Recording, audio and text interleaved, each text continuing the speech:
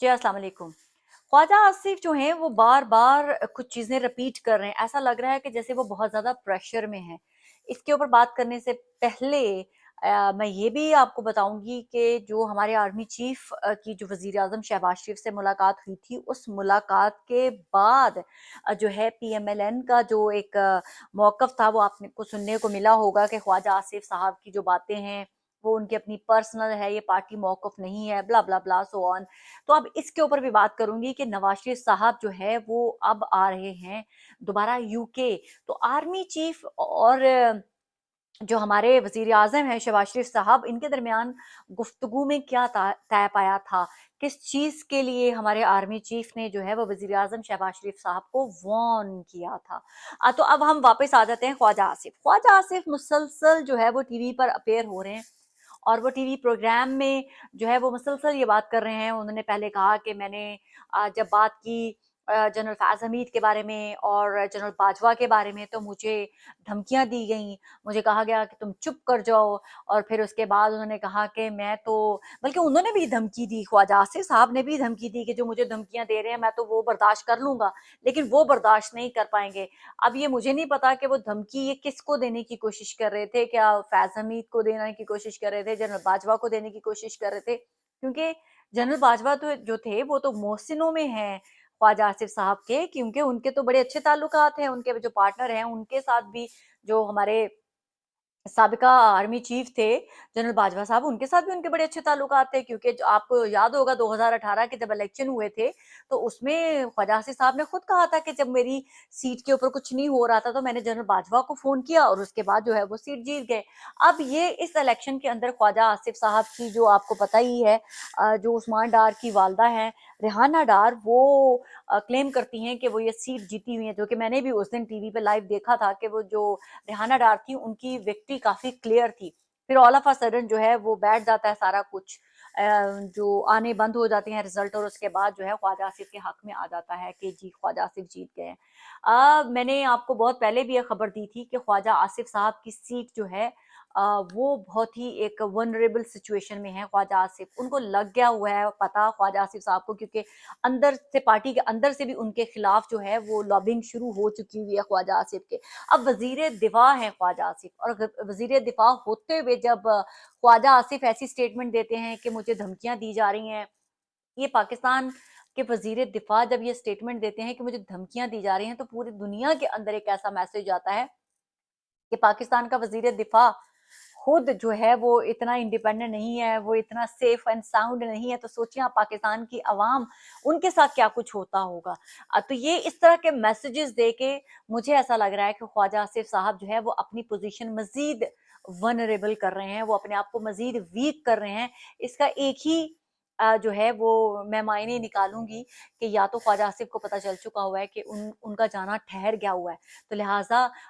TV के ऊपर हमने ये भी खबरें सुनी कि ख्वाजा आसिफ साहब ये भी सोच रहे हैं कि शायद मैं रिटायरमेंट ले लूं, मैं सियासत छोड़ दूं, ब्ला ब्ला ब्ला। अब कहाँ तक ख्वाजा आसिफ ये प्रेशर ले पाते हैं, क्योंकि उनकी पॉलिटिकल पार्टी तो इनके पीछे खड़ी नहीं होगी ख्वाजा आसिफ साहब की। ये ख्वाजा आसिफ साहब को बहुत अच्छी तरह से समझ लेना चाहिए कि शरीफ फैमिली किसी के पीछे भी खड़ी नहीं होगी। कोई भी शख्स जो एस्टेब्लिशमेंट के साथ टक्कर लेगा उसकी बैक पे खड़ी नहीं होगी। वो उसको कुर्बान तो कर देंगे लेकिन उसको इंडोर्स नहीं करेंगे, उन लोगों के साथ खड़े नहीं होंगे। मियां मोहम्मद नवाज साहब को आप देख लें, जो ही उन्होंने थोड़ा सा हलचल मचाने की कोशिश की, तो जो उनको पैगाम दिए गए कि आप इस तरह से इंटरफेयर नहीं कर सकते, चाहे वो आपकी बेटी की हुकूमत हो या आपके भाई की हुकूमत हो। तो उसके बाद नवाज शरीफ साहब ने भी, अब खबरें आ रही हैं कि वो आखिरी अशरे में रमज़ान के सऊदीया जाएँगे और फिर सऊदीया के बाद जो है वो वापस लंदन आएँगे। मैंने तो 2000 लास्ट ईयर 2023 में मियाँ साहब से कहा था कि आप पाकिस्तान में रह ही नहीं सकेंगे, आपको वापस आना पड़ेगा, क्योंकि आपको सिस्टम है पाकिस्तान का वो एक्सेप्ट नहीं किए करेगा, और आपको एक यूज़ करके टिश्यू पेपर की तरह इस्तेमाल करके मियाँ साहब को बराए नाम जो है वो एक एमएनए बना के छोड़ दिया गया है। तो लिहाजा मियाँ साहब को भी ये समझ लग गई है। देखें, अपनी पार्टी की पावर है, बेटी सीएम है, भाई पीएम है, तो ऐसी सिचुएशन में मियाँ साहब को पता है कि इससे पहले कि मुझे ज़्यादा बुरी तरह से ह्यूमिलिएट किया जाए, मेरे से ये सीट भी छीन ली जाए, तो बेहतर है कि मैं वापस लंदन चला जाऊं और वहां पर ज्यादा वक्त गुजारूं, बीमारी का करके बहाना या कुछ भी बहाना करके, या हो सकता है उनकी सीरियस में भी तबीयत खराब हो, हम उसमें नहीं जाते क्योंकि डेफिनेटली उनकी तबीयत तो खराब है, लेकिन इतनी खराब नहीं है खुदा ना खास्ता कि वो पाकिस्तान ना रह सके। पर मेरे पास तो ये खबरें थी कि शायद नवाज शरीफ साहब ने अब ये सोच लिया है कि वो पाकिस्तान में ही रहेंगे, क्योंकि उनको ऐसा लगता है कि पाकिस्तान में उनकी मिसिस की भी कब्र है, उनके वालिदैन की भी कब्र है, तो उनको ऐसा लगता है कि मैं उनके पास रहना चाहता हूँ। लेकिन अगर ये तमाम ख्वाहिशात को मद्देनजर नहीं रखा गया और साइड पे रखा गया है और मियाँ साहब ने ये फैसला कर लिया है कि वो वापस आ रहे हैं, तो इसका मतलब है कुछ तो ऐसा है जो हमारे आर्मी चीफ और हमारे जो प्राइम मिनिस्टर हैं नवाज शहबाज शरीफ साहब, उनकी दरमियान मुलाकात हुई थी और मेरे सोर्सेज ने कंफर्म किया था कि शहबाज शरीफ साहब को बहुत ही सख्ती के साथ पैगाम दिया गया था कि अगर आपके बड़े भाई जो हैं वो बाज नहीं आएंगे, इस तरह से इंटरफेरेंस करेंगे, और अगर आपकी पार्टी के लोग, ख्वाजा आसिफ के मुतल्लिक भी बड़ा सख्त पैगाम दिया गया है, और उसके बाद से ही ख्वाजा आसिफ जो है वो बहुत ज्यादा हर दूसरे दिन किसी न किसी टीवी पे अपीयर होते हैं और वो सख्त से सख्त बातें कर रहे हैं, और वो ऐसा लग रहा है कि जैसे उनकी सुई जो है वो किसी एक चीज के ऊपर फंस गई हुई है, कि जनाब जो है ना वो general Faiz Hamid and general Bajwa को कटहरे में लाया जाए। तो मैं आप लोगों से एक बात पूछना चाहती हूँ, जनरल बाजवा हूँ या जनरल फैज हमीद हूँ, तो लगाने वाले तो नवाज शरीफ से जनरल बाजवा को। 16 महीने जो हुकूमत रही वो आप लोगों की थी, उसमें तो तब आप लोगों के अंदर जुर्रत नहीं हुई, ख्वाजा साहब आप तब भी वजीर दफा थे कि आप जनरल फैज को बुला लेते कटहरे में, जनरल फैज हमीद को साथ साथ जनरल बाजवा की बुला लेते। एक्चुअली में पीएमएलएन ने थोड़ी सी पॉलिसी जो है अपनी ट्विस्ट करने की कोशिश की है। नून लीग ये समझ रही है कि जनाब हम अभी नए नए आए हैं हुकूमत में, तो अभी हमें कोई खतरा नहीं है, तो लिहाजा हम जो करना चाहते हैं वो अभी कर लें। उन्होंने वो करने की भी कोशिश की, लिहाजा जो हमारे एक दो बड़े लोगों के दरमियान मुलाकात हुई आर्मी चीफ की एंड शहबाज शरीफ साहब जो हैं पाकिस्तान के वजीर आजम, उसमें उनको बड़ी ही क्लियरली ये मैसेज दिया गया, बहुत ही क्लियरली ये मैसेज दिया गया कि आप ये मत सोचिएगा कि आप अभी नई नई हुकूमत है तो आपको डिस्टेबलाइज नहीं किया जाएगा, या शायद आपके ऊपर बड़ा नरम हाथ रखा जाएगा और आप इस दौरान जो है वो तमाम जो है वो चीजें कर लेंगे। तो उनको क्लियर पिक्चर बता दी गई है कि ऐसा कुछ नहीं है, आपके लिए कोई भी ऐसा लम्हा ऐसा नहीं है कि आप हमारे साथ टक्कर लेंगे या आप हमारे साथ जो है वो फ्रंट फुट पे जाके खड़े होंगे आपकी पार्टी के लोग, तो हम लेट इट गो करेंगे। तो लिहाजा आपने देख लिया है कि ख्वाजा आसिफ भी आने वाले दिनों में जो है वो किसी साइड पे कोने पे लगे हुए नजर आएंगे, मियां मोहम्मद नवाज शरीफ साहब भी लंदन में नजर आएंगे, और उनकी पॉलिटिकल पार्टी के अंदर से भी कोई भी जो जुर्रत भी करेगा कि जनाब ये कुछ एस्टेब्लिशमेंट में या जनरल बाजवा या जनरल फैज के बारे में, तो आप ये मेक श्योर कर लें